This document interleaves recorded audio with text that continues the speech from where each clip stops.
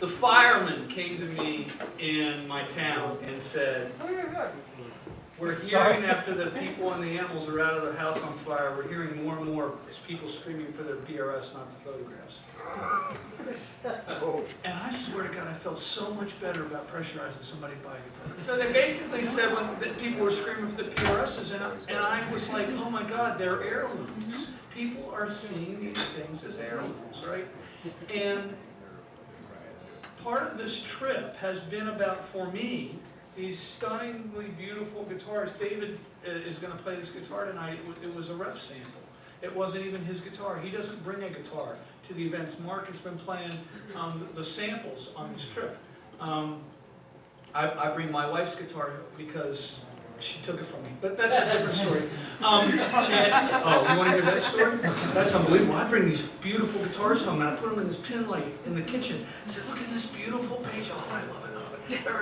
This one I brought home. She goes,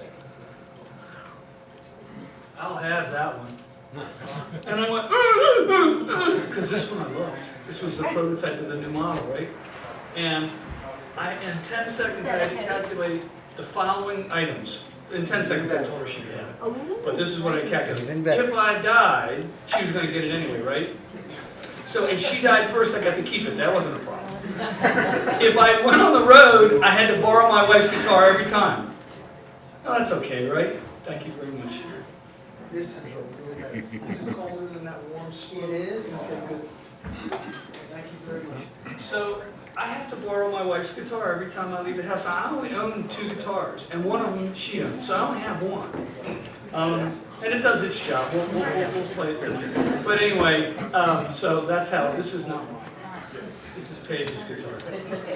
And somebody once said that one of the 2 of us was going to bury the other one, and I thought it was a huge compliment. In other words, we were going to make it to the end, right?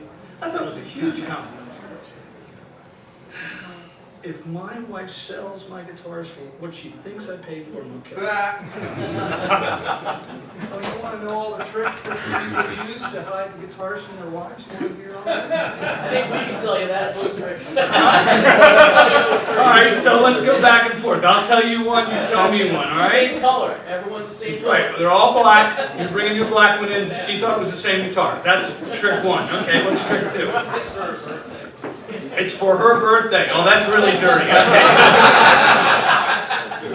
Last night, this guy was in the audience. He says, my wife let me buy it. I said, put her on the phone. I'm going to like her much more than you. And plays this alley. He called her after we argued for a long time and got permission to think. He had 9 guitars. A few of them he didn't like. And he wasn't willing to sell them to get the new one. So he made a deal with her about how long it was going to be till he got the next one. Unbelievable negotiation. There is an argument on the internet of me arguing with this guy at the PRS experience about calling his wife. And we finally called her, and he had told the whole audience that he had 12 PRSs. She didn't know it. She had no idea, right? And so I said, there's 1,200 people that know she has 12, that you have 12 guitars, and she doesn't know? Oh. So I invited her to come out, and I paid for her ticket the next year. Put him in a straitjacket, real one, with his daughter looking at him like, what's going on here, Daddy? And gave her the private stock prototype he could never have. And she had to promise me that it would be hers and he would never touch it. And the look in her eyes when she was trying to figure out whether she could keep this deal or not, with 1,200 people, where the air was crackling behind me, right, was just wonderful. It's on the internet. You can watch it.